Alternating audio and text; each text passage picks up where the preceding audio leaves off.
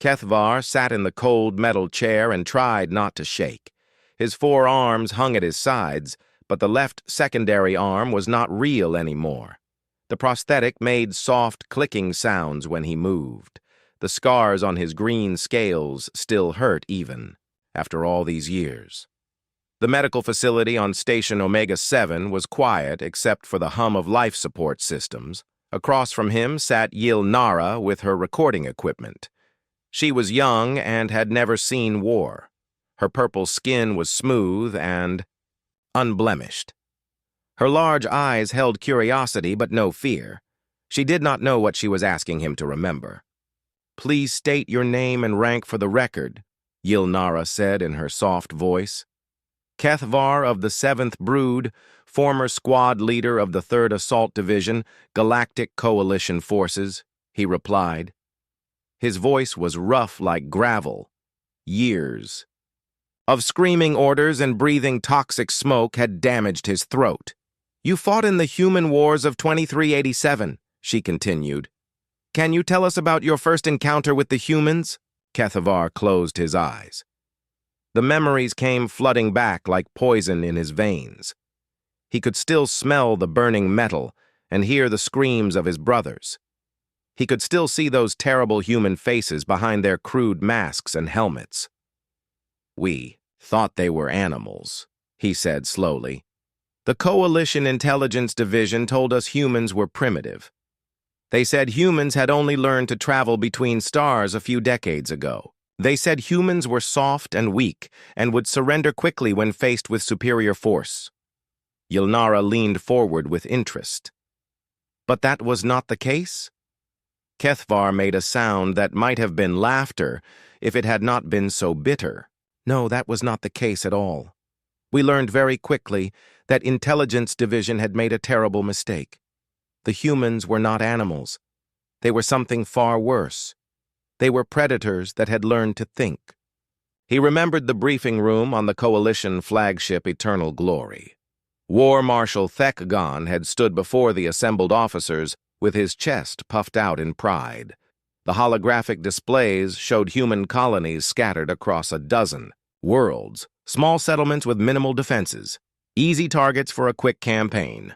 "The humans have no real military," Thekgon had declared. "Their ships are slow, and their weapons are crude.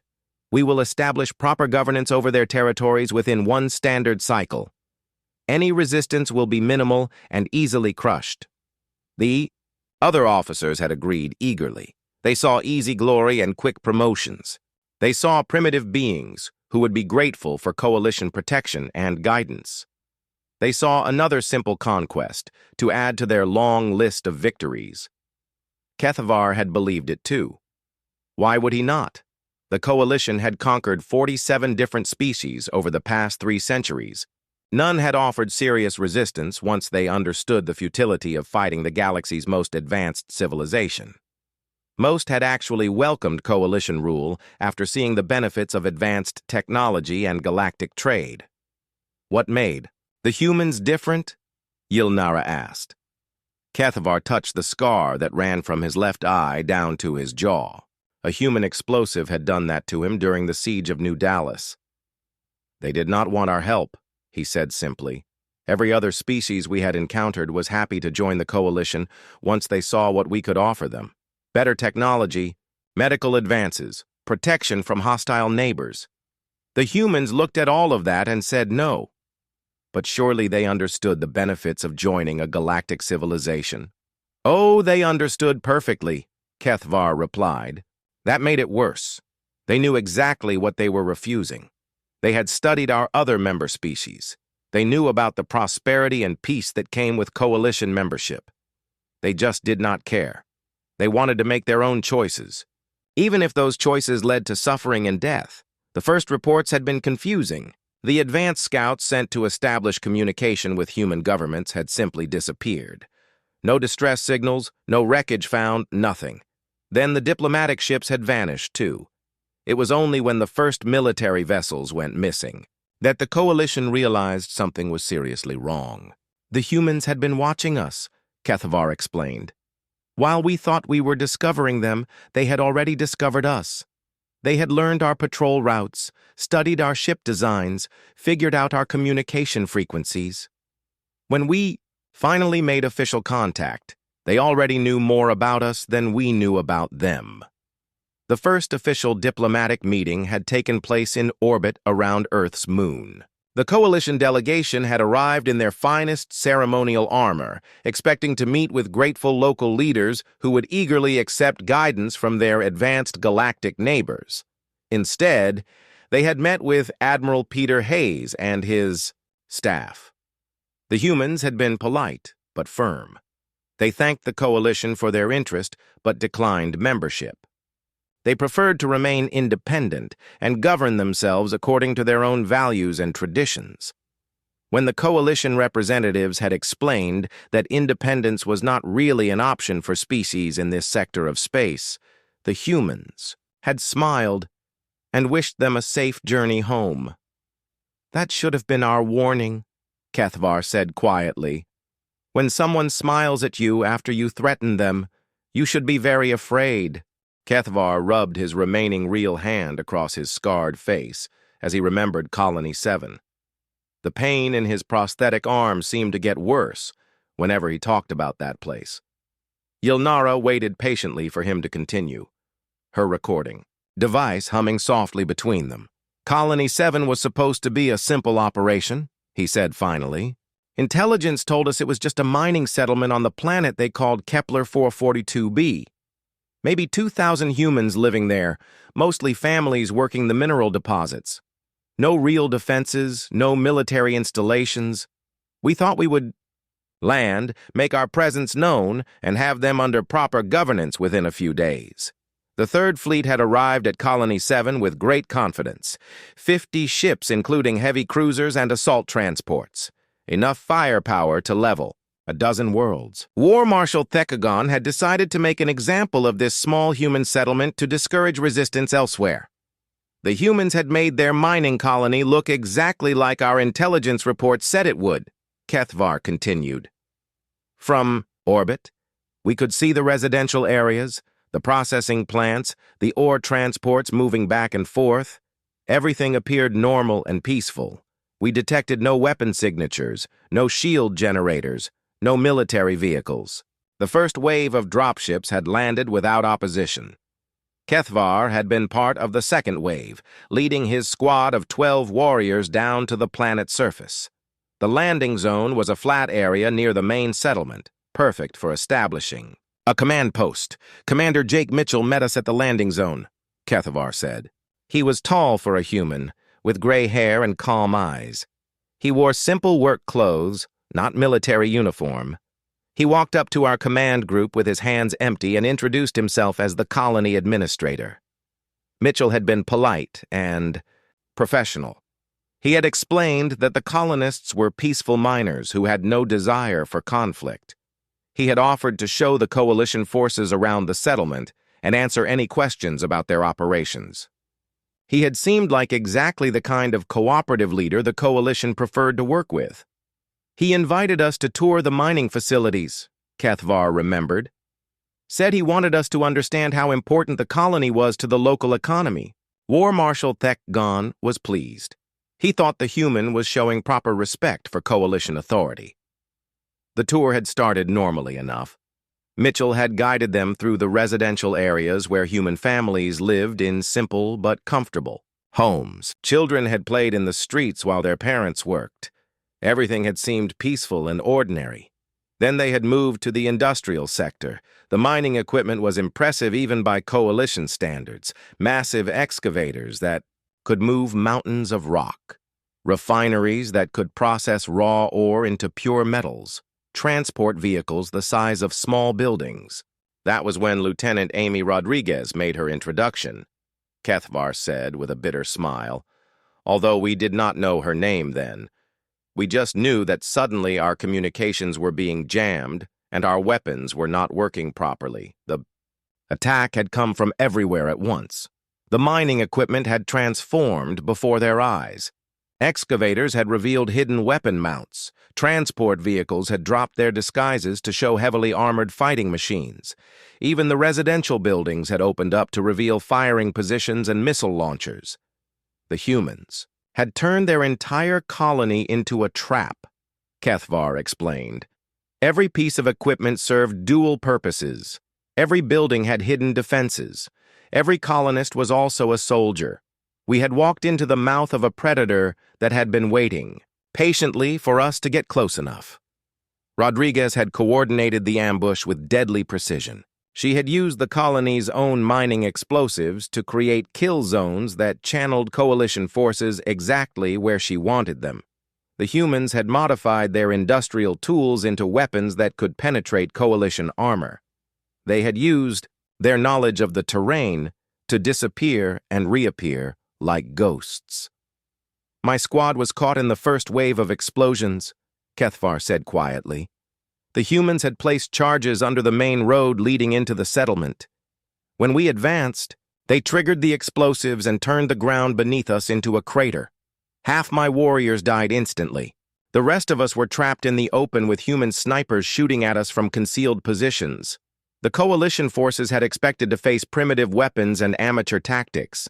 Instead, they had found themselves fighting an enemy that had studied their equipment and developed specific countermeasures for every advantage the coalition possessed. They had captured our weapons from the advanced scouts and diplomatic missions, Kethvar realized. They had taken them apart, learned how they worked, then built devices to jam or disable them. Our energy shields were useless against their kinetic weapons. Our sensors could not track their modified vehicles. Our communications were constantly disrupted by their electronic warfare systems. But the most terrifying thing had been the humans themselves. They had fought with a combination of savage fury and cold calculation that the coalition had never encountered before. They had seemed to enjoy the violence while simultaneously treating it as a mathematical problem to be solved. Commander Mitchell had been standing right next to War Marshal Thekgon when the shooting started, Kethvar remembered. I saw him smile and say something like, "Welcome to Colony 7, before he pulled out a weapon and put 3 shots into the War Marshal's chest. The battle had lasted for 18 hours. Every coalition attempt to establish control had been met with perfectly coordinated resistance. The humans had used their mining tunnels to move unseen beneath the battlefield. They had turned their ore processing plants into weapons factories, churning out ammunition and explosives using materials that had been right there all along. They made us pay for every meter of ground, Kethvar said. When we finally managed to secure a building, we would find that they had booby-trapped it before leaving. When we tried to call for air support, their surface-to-air missiles would drive off our ships. When we attempted to retreat, they would cut off our escape routes and force us to fight our way out. The worst part had been the realization that the humans were not just defending their colony, they were teaching the coalition a lesson about the price of conquest. Every casualty they inflicted was calculated to have maximum psychological impact on the survivors. By the time we withdrew from Colony 7, we had lost 3/4 of our ground forces, Kethvar concluded. The humans had given us a choice: leave voluntarily or be destroyed completely. We chose to leave, but we all knew we would be back. The coalition could not allow this kind of resistance to succeed. It would encourage other species to rebel. What happened to Commander Mitchell and Lieutenant Rodriguez? Yilnara asked. Kethvar was quiet for a long moment. They were still alive when we left. Still fighting. I often wonder if they survived the later battles. I hope they did. They deserved to see their people win their freedom. The medical facility around them seemed to grow colder as Kethvar began to speak about New Dallas. His prosthetic arm clicked rhythmically against the chair as he shifted his weight. Yilnara noticed that his remaining real hands had begun to tremble slightly. After Colony 7, Coalition Command refused to believe the reports, Kethvar said. They thought our commanders had made tactical errors or that we had been caught off guard by surprise attacks. They decided to send the 4th Armored division under War Marshal Thekgon's replacement to show the humans what real military force looked like. New Dallas had been humanity's largest colonial settlement, home to nearly 500,000 people spread across a continent-sized urban area. The coalition had chosen it as their next target, specifically because of its size and importance. If they could conquer New Dallas, they believed human resistance would collapse across all the other colonies. The new war marshal was Vektar of the Second Brood, Kethvar continued. He was young and ambitious, and had never lost a battle. He brought our most advanced equipment and our best-trained soldiers. He was determined to succeed where we had failed at Colony 7. The siege had begun with a massive orbital bombardment, designed to destroy New Dallas's defensive systems and demoralize the human population. Coalition ships had rained fire down on military targets while carefully avoiding civilian areas.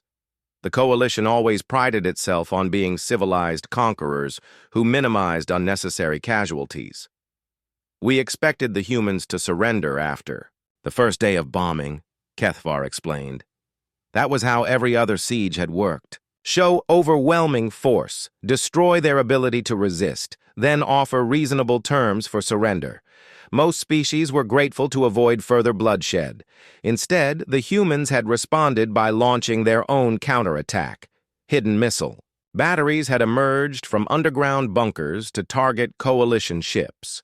Modified civilian spacecraft had swarmed up from the planet's surface to engage the fleet in close combat. The bombardment had continued for 3 days before the coalition had been forced to withdraw their ships to safer orbital positions. General Lisa Parker was in command of the human defense, Kethvar said. We learned her name from intercepted communications. She had turned the entire city into a fortress without making it look like one. Every building had been reinforced and connected by underground tunnels. Every street had been prepared as a killing ground. Every civilian had been trained to fight. Kethvar had been promoted to company commander after Colony 7, leading 60 warriors in the ground assault. The coalition had landed their forces in the industrial districts outside the main city, planning to establish secure beachheads. Before advancing into the urban areas, the humans let us land, he remembered. They watched from concealed positions as we set up our command posts and supply depots. They let us bring down our heavy equipment and organize our assault formations. Then they taught us why that had been a mistake. The first lesson had come in the form of suicide bombers. Humans who looked like ordinary civilians had approached coalition checkpoints with hidden explosives. They had smiled and waved and acted friendly right up until the moment they detonated themselves and everyone around them. We had never encountered anything like it, Kethvar said quietly. In all our previous conquests, enemy soldiers had fought to defend their own lives. These humans were willing to die just to kill a few of us. It made no tactical sense. It served no strategic purpose. But it terrified our troops more than any conventional weapon could have. The psychological warfare had escalated from there. The humans had captured wounded coalition soldiers and treated their injuries before releasing them with messages of hope and peace. Then the same humans would launch devastating attacks that killed dozens more coalition troops. They had seemed to take pleasure in demonstrating their ability to choose between mercy and violence. They wanted us to know that every death was a choice they were making, Kethvar explained. They could have killed more of us, but they chose not to. They could have been more merciful, but they chose not to. Every casualty was precisely calculated to achieve maximum psychological impact. The urban fighting had been unlike anything in coalition military doctrine. The humans had used the city's infrastructure against the invaders. They had flooded subway tunnels to drown coalition troops. They had collapsed buildings to trap assault teams. They had turned every apartment block into a sniper's nest and every intersection into an ambush point. General Parker's strategy was brilliant in its simplicity, Kethvar said with grudging admiration. She never tried to hold ground or protect fixed positions. Instead, she made us pay a terrible price for every advance while constantly retreating to prepared fallback positions. We were winning every battle but losing the war. The humans had introduced coalition forces to the concept of asymmetric warfare. They had used improvised explosive devices hidden in everyday objects. They had launched attacks from civilian areas knowing that coalition rules of engagement would limit the response. They had forced the invaders to choose between military effectiveness and moral principles. The worst part was the children, Kethvar said, his voice barely above a whisper. Human children as young as 10 or 12 years old would approach our patrols with grenades hidden under their clothes. They would run up to us like they wanted candy or toys, then explode themselves and take as many of us with them as possible. After 2 months of siege, coalition casualties had reached catastrophic levels. Entire companies had been wiped out in single engagements. Surviving troops had begun to refuse orders to advance into the urban areas. Medical facilities had been overwhelmed with soldiers suffering from psychological breakdown as much as physical wounds. The humans knew they were losing, Kethvar continued. Their casualty rates were even higher than ours, but they were willing to sacrifice their entire population to prove a point. When it became clear that New Dallas would eventually fall, General Parker made a decision that haunts me to this day. In the final week of the siege, as coalition forces had finally broken through the outer defensive lines, the humans had begun systematically destroying their own city. They had blown up power plants and water treatment facilities. They had burned down schools and hospitals. They had turned their own home into a wasteland rather than let it fall into coalition hands. The last message we intercepted from General Parker was addressed to all coalition forces, Kethvar remembered. She said that if we wanted their city, we could have the ashes. She said that free humans would rather die in the ruins of their own making than live as slaves in a paradise built by others. When coalition forces had finally captured the city center, they had found only empty buildings and booby traps. The surviving human population had evacuated through underground tunnels, leaving behind nothing but destruction and carefully placed explosives that continued to kill coalition troops for weeks after the siege had officially ended. We had won New Dallas, Kethvar concluded, but we controlled nothing but rubble and corpses. The humans had made it clear that conquest was not the same as victory. They would make sure that ruling them would cost more than any rational government could afford to pay. Yilnara looked at the broken veteran with new understanding. The humans were willing to destroy everything they had built rather than surrender it to you. Kethvar nodded slowly. That was when we began to understand what we were really fighting. Not just another species seeking the best deal for their people, but a form of life that valued freedom more than survival itself. Kethvar stood up from his chair and walked to the small window overlooking the medical facility's courtyard. Outside, various alien species moved quietly through the rehabilitation gardens. Many bore the same kinds of scars he carried. Veterans, from different wars, different campaigns, all trying to heal from what they had seen and done. After New Dallas, the Coalition High Command made a fateful decision, he said, without turning around. They decided that the only way to end human resistance was to strike directly at Earth itself. Cut off the head of the snake, they said. Force a quick surrender by threatening the human homeworld. The armada that had assembled for the Earth campaign had been the largest military force in Coalition history. 500 warships, including massive dreadnoughts and battle carriers. 2 million ground troops drawn from the best units across 30 different member worlds.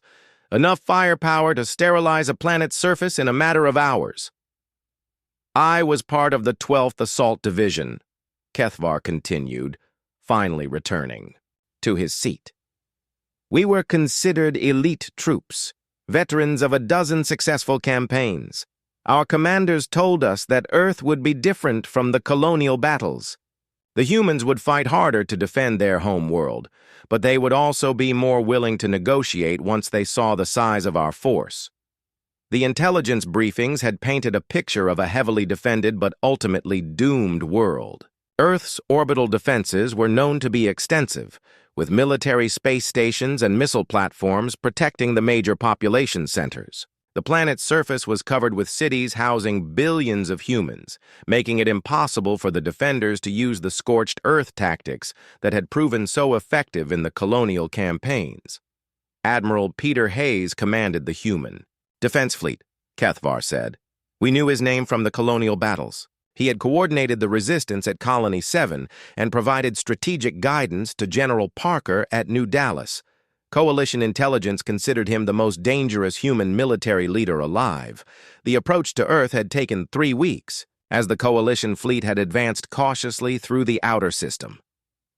Human ships had harassed them constantly with hit-and-run attacks launched from hidden bases among the asteroids and outer planets. Every advance had been contested, every mile of space purchased with blood. The humans had learned from our previous battles, Kethvar explained. They knew our weapons, our tactics, our standard operating procedures. They had developed specific countermeasures for every advantage we possessed. But more than that, they had done something we had never seen before. They had militarized their entire civilization. When the Coalition fleet had finally reached Earth orbit, they had found a world transformed. Civilian space stations had been converted into weapons platforms. Commercial shipping had been armed and organized into auxiliary fleets, even individual. Civilian spacecraft had been modified to serve as suicide bombers against Coalition vessels. Defense Secretary Carol Brown had overseen the transformation, Kethvar continued. Under her coordination, every human institution had been repurposed for war. Schools had become training centers, factories had been converted to weapons production, and every able-bodied human had been organized into the Earth Defense Corps. The orbital battle had lasted for 6 days. Coalition forces had possessed superior technology and greater numbers, but the humans had fought with a desperation and creativity that had shocked even veteran officers. They had used everything from converted mining ships to weaponized satellites in their attempts to prevent the Coalition from establishing orbital control. They made us pay for every kilometer of space, Kethvar remembered. Their pilots would ram our ships when they ran out of ammunition. Their space stations would self-destruct to deny us strategic positions. They turned orbital debris into weapons by launching it at our formations. Nothing was off-limits if it could kill Coalition troops. The ground invasion had begun with simultaneous landings on all 6 populated continents. Kethavar's division had been assigned to the North American landmass, tasked with capturing the major urban centers and establishing control over the human governmental systems. We expected heavy resistance, he said. What we found was something beyond our worst nightmares. The humans had not just prepared to defend their cities. They had prepared to make their entire planet uninhabitable for occupying forces. Landing zones had been carefully chosen by Coalition planners to avoid major population centers while providing access to strategic targets. Instead, the humans had turned every potential landing site into a killing ground. The moment Coalition dropships had touched down, they had found themselves under attack from weapons that seemed to emerge from the ground itself. Captain Ryan Miller's company was one of the first units we encountered, Kethvar said. I remember his name because he personally killed 3 of my squad leaders during our first engagement. He had dug his troops into positions that were invisible from orbit, but gave them perfect fields of fire against anything that landed in their area. The Earth Defense Corps had proven to be unlike any military force the Coalition had ever faced. Every soldier was fighting for their homeworld, their families, their very existence as a free species. They had shown a level of commitment and sacrifice that had transcended normal military doctrine. The distinction between civilian and soldier had ceased to exist, Kethvar explained. Children as young as 12 carried messages and supplies to frontline units. Elderly humans served as spotters and intelligence gatherers. Mothers fought beside their daughters. Fathers led charges alongside their sons. We were not fighting an army. We were fighting an entire species that had chosen death before surrender. The urban warfare had been even more brutal than New Dallas. Human defenders had used their intimate knowledge of their own cities to create layered defensive systems that had turned every building into a fortress. They had prepared fallback positions connected by underground tunnels that had allowed them to appear and disappear like ghosts. Sergeant Kelly Turner was one of the human soldiers I remember most clearly, Kethvar said quietly. She had been a teacher before the war, but she commanded a company of defenders with the skill of a veteran officer. Her unit was responsible for holding a key intersection that we needed to reach our primary objective. Turner's company had held their position for 3 weeks against repeated coalition assaults. They had used improvised explosives, captured coalition weapons, and sheer determination to turn a simple city intersection into an impregnable fortress. Every attack had been repelled with heavy casualties. The humans had developed new tactics specifically designed to break our morale, Kethvar continued. They would capture wounded coalition soldiers, treat their injuries, and then release them with recordings of human children singing lullabies. They would leave care packages for our troops during brief ceasefires, filled with food, medical supplies, and photos of their own families with messages of hope for peace. But when the fighting had resumed, these same humans had killed with ruthless efficiency. They had wanted coalition forces to understand that every human they killed was someone's child, someone's parent. They had been making the invaders complicit in genocide, forcing them to face the true cost of what they were doing. The psychological toll on our forces became unbearable, Kethvar admitted. Suicide rates soared, entire units refused orders, and discipline collapsed as soldiers realized they were fighting an enemy that would make them pay an emotional price for every victory. We were winning every battle, but losing our souls in the process. The campaign had dragged on for 8 months, before Coalition High Command had finally acknowledged what every soldier on the ground already knew. Earth could not be conquered by any force that the Coalition was willing to deploy. The cost in lives and resources would bankrupt the government and destroy the military. When the withdrawal order finally came, I felt relief more than anything else, Kethvar concluded. We had learned that there are some species you cannot conquer, not because they are stronger or more advanced, but because they will make the cost of victory greater than any rational being can bear. Kethvar returned to his chair, but did not sit down. Instead, he began pacing slowly around the small room, his prosthetic arm clicking with each step. Yilnara could see that this part of his story was the most difficult for him to tell. His remaining hands clenched and unclenched as he struggled with memories that still caused him pain. The breaking point came during what the humans called the Battle of the Great Lakes, he said finally.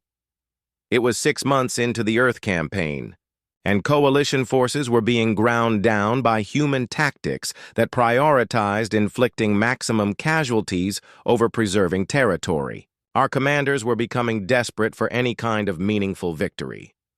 The Great Lakes region had been identified as a strategic target because of its industrial importance to the human war effort. Massive factories along the shorelines had been converted to produce weapons and equipment for the Earth Defense Corps. Coalition planners had believed that capturing these facilities would cripple human resistance and force them to negotiate. Captain Ryan Miller's company was defending the primary industrial complex, Kethvar continued. Intelligence had identified him as a high-value target because of his success in previous engagements. My unit was specifically tasked with eliminating his command structure and securing the weapons factories. Miller had proven to be a master of defensive warfare. He had used the industrial terrain to his advantage, turning factory buildings into interconnected fortresses that had supported each other with overlapping fields of fire. His soldiers had moved through the complex using maintenance tunnels and elevated walkways that had been invisible to coalition forces attacking from ground level. The humans had developed psychological warfare techniques that were more effective than any weapon, Kethvar explained. They would study our unit compositions and learn the names of our officers. During lulls in the fighting, they would call out to us over loudspeakers, asking about our families back home and wondering if we knew what we were really fighting for. The first ceasefire had come after a particularly brutal day of fighting that had left both sides exhausted and low on ammunition. Coalition medical teams had been treating wounded soldiers in a makeshift aid station when human medics had approached, under a flag of truce. Sergeant Kelly Turner led the human medical team, Cathvar remembered. She was tall for a human female, with short brown hair and intelligent eyes that seemed to see everything. She introduced herself as a former teacher who had learned field medicine out of necessity. Turner had worked alongside coalition medics to treat wounded soldiers from both sides. She had been professional and skilled, showing no favoritism based on species or allegiance. She had even donated her own blood to save the life of a wounded coalition officer who had lost too much fluid during surgery.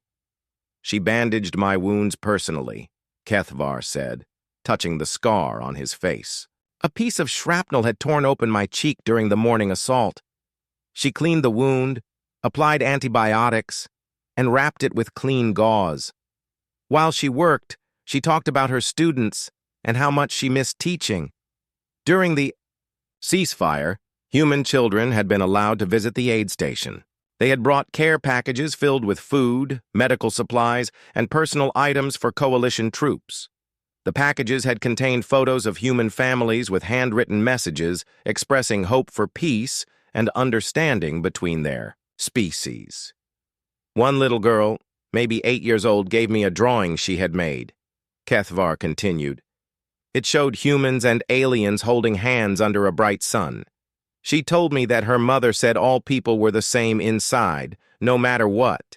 They looked like on the outside. I still have that drawing. The ceasefire had lasted for 3 days, while both sides had tended to their wounded and resupplied their forces. Coalition troops had begun to see their human enemies as individuals rather than faceless opponents. Some had even begun to question the necessity of the war and the righteousness of their cause. When the fighting resumed, everything changed, Cathvar said quietly. The same humans who had shown us such kindness during the ceasefire became ruthless killers the moment the truce ended. Sergeant Turner personally coordinated the artillery strike that wiped out my remaining squad. The attack had come without warning, as coalition forces had advanced toward their objectives.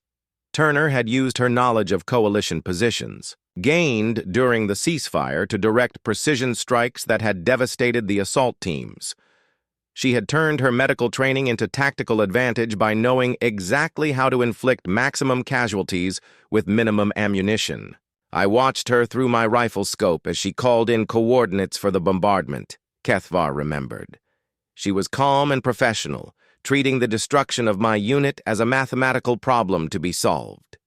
There was no hatred in her expression, no anger or bloodlust. She was simply doing what needed to be done to protect her people. The psychological impact on coalition forces had been devastating. Soldiers who had shared meals and medical care with human defenders during the ceasefire had found themselves being killed by those same individuals once hostilities had resumed. The betrayal had felt personal, even though it had been entirely within the rules of warfare. Captain Miller had been part of the same psychological campaign, Cathvar continued. During the ceasefire, he had visited wounded coalition troops and shared stories about his own military service. He had seemed like a reasonable person who might be willing to negotiate an end to the bloodshed. But when the fighting had resumed, Miller had proven to be as ruthless as any coalition officer. He had used intelligence gathered during the ceasefire to plan ambushes that had targeted coalition units with surgical precision. He had turned every act of human kindness into a weapon against coalition morale. They wanted us to understand that every human we killed was someone's child, someone's parent, Cathvar explained. They were making us complicit in genocide, forcing us to face the true cost of what we were doing. Every act of mercy during ceasefires was followed by perfectly calculated violence once fighting resumed. The campaign had continued for 2 more months after the Battle of the Great Lakes, but coalition forces had never recovered from the psychological damage inflicted by human tactics. Soldiers had begun to refuse orders to advance into areas where they might encounter civilians. Officers had requested transfers to other theaters of operation. Medical facilities had been overwhelmed with troops suffering from combat stress, and moral injury. The humans had broken something fundamental in our military structure, Kethvar said. We were trained to fight enemies who wanted to win battles and preserve their own forces. The humans wanted to win a war and were willing to sacrifice everything to achieve that goal. They fought for principles we could not understand and values we could not counter. The withdrawal from the Great Lakes region had been the beginning of the end for the Earth campaign. Coalition High Command had finally acknowledged that human resistance could not be broken by conventional military means. The cost in casualties and resources had exceeded any possible benefit from conquest. When I last saw Sergeant Turner, she was standing in the ruins of her industrial complex as we evacuated our wounded, Kethvar concluded. She raised her hand in what might have been a salute or a farewell.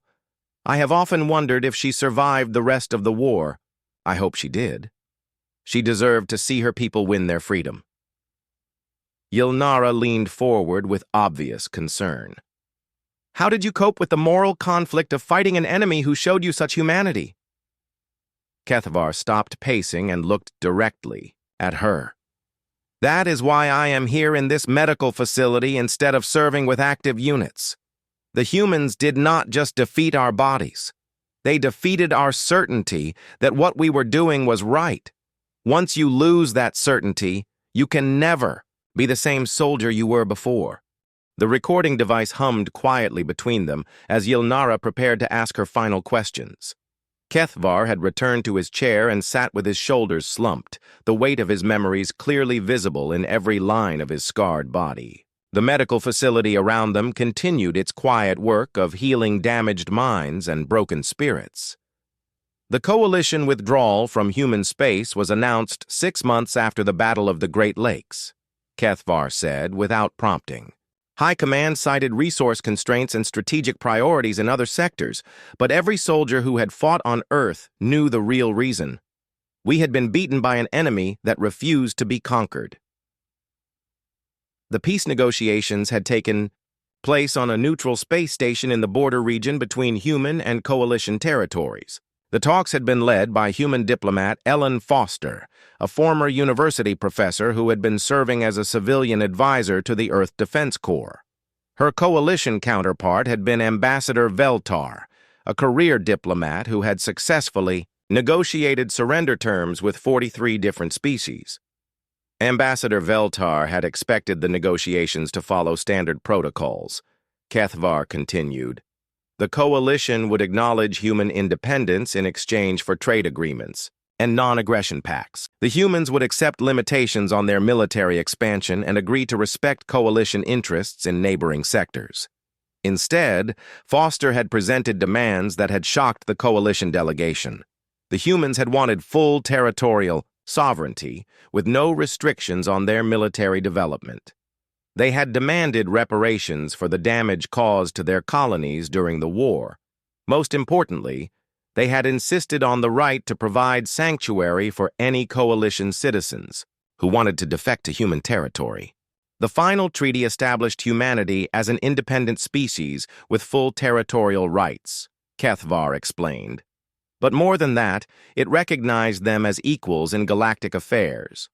For the first time in coalition history, we had signed a peace treaty that did not establish coalition supremacy or ongoing supervision of the defeated enemy. The personal cost of the war had been enormous for everyone who had participated. Coalition casualties had exceeded 500,000 dead and twice that number wounded or psychologically damaged. Human losses had been even higher in absolute terms, but proportionally, they had maintained their fighting strength throughout the entire conflict. Many coalition veterans struggled to adapt to peacetime, Kethvar said quietly. We had been taught that the coalition represented order and progress in a chaotic galaxy. The humans had shown us that some species preferred their own chaos to our imposed order. That realization challenged everything we believed about our role in galactic affairs. The therapy sessions had begun almost immediately after the peace treaty had been signed. Coalition medical services had been overwhelmed by soldiers suffering from what human doctors called post-traumatic stress disorder. The condition had been virtually unknown in coalition forces before the human wars, but it had become epidemic among veterans of the Earth Campaign. Dr. Maria Santos was assigned to my case, Kethvar continued. She was a human psychologist who had volunteered to treat coalition veterans as part of the post-war reconciliation process. At first, I was suspicious of her motives. I thought she might be gathering intelligence or seeking revenge for human casualties. Dr. Santos had proven to be patient and professional in her treatment approach. She had helped Kethvar understand that his nightmares and anxiety attacks were normal, responses to abnormal experiences. More importantly, she had helped him process the moral conflicts that had arisen from fighting an enemy who had shown him both mercy and ruthless violence. She taught me that the humans had not been cruel or evil in their conduct of the war, Kethvar explained. They had simply been willing to do whatever was necessary to preserve their freedom. The psychological warfare, the suicide attacks, the destruction of their own cities, all of it had served the strategic goal of making conquest too expensive for the coalition to sustain. The therapy had taken several years, during which Kethvar had gradually come to understand the nature of the conflict he had participated in. The coalition had seen the war as a standard pacification campaign against a primitive species. The humans had seen it as an existential struggle for survival as a free people. The humans fought for something we could not understand, he said. They valued their right to choose their own destiny more than their lives, their cities, even their children's safety. When you meet people who truly believe that some things are worth any sacrifice, you cannot defeat them. You can only hope to earn their respect. The memorial wall on Station Omega-7 had been constructed 5 years after. The peace treaty is a joint project between human and coalition authorities. The names of dead soldiers from both sides had been inscribed together without regard to species or allegiance. The memorial had become a pilgrimage site for veterans seeking to make peace with their experiences. I visit the wall every year on the anniversary of the Battle of the Great Lakes, Kethvar said. I leave a small earth flower next to Sergeant Turner's name. She gave me that flower during the ceasefire, picked from a garden she had been tending behind the aid station. She said it was important to create beautiful things even in the middle of war. The relationship between humans and the coalition had evolved significantly in the years since the peace treaty. Trade agreements had been established, cultural exchange programs had been initiated, and joint scientific projects had been undertaken. But the fundamental dynamic had changed permanently. The coalition had always been based on the assumption that more advanced species had the right to guide less advanced ones, Kethvar explained. The humans proved that advancement could not be measured solely by technology or military power. Their willingness to sacrifice everything for their principles made them more formidable than species with vastly superior weapons. The human wars had also inspired other coalition member species to reconsider their own relationships with the central government. Several worlds had negotiated greater autonomy in their internal affairs. Others had demanded representation in coalition decision-making processes that had previously been reserved for the founding species. The humans did not just win their own freedom, Kethvar continued. They showed the entire galaxy that the coalition was not invincible and that different species could choose different paths. The balance of power in our region of space shifted permanently because of their example. The interview was coming to an end, and Yilnara prepared to shut off her recording equipment. But Kethvar held up his remaining real hand to indicate that he had one final observation to share. I have spent 20 years trying to understand what made the humans different from every other species the coalition had encountered, he said slowly. I think I finally know the answer. Every other species had something they valued more than freedom. Safety, prosperity, the lives of their children, the preservation of their culture. The humans valued freedom itself above all other considerations. He stood up slowly, his prosthetic arm clicking one final time as he adjusted his position. Outside the window, the rehabilitation gardens were empty now except for a few maintenance workers tending to the plants and pathways. The humans won because they understood something we did not, Kethvar concluded. Some things are worth any sacrifice, and when you meet people who truly believe that, you cannot defeat them. You can only hope to learn from them and become worthy of their respect. The recording device finally clicked off, leaving the room in silence except for the soft hum of the life support systems. Yilnara packed her equipment, while Kethvar continued to stare out the window at the memorial gardens, where veterans from dozens of species worked together to create something beautiful from the ashes of their shared trauma. The human wars had ended, but their lessons continued to shape the galaxy in ways that no one could have predicted. And in medical facilities like this one, scattered across Coalition space, veterans like Kethvar continued their own personal battles to understand what they had witnessed and to find meaning in the sacrifices that had been made by both sides.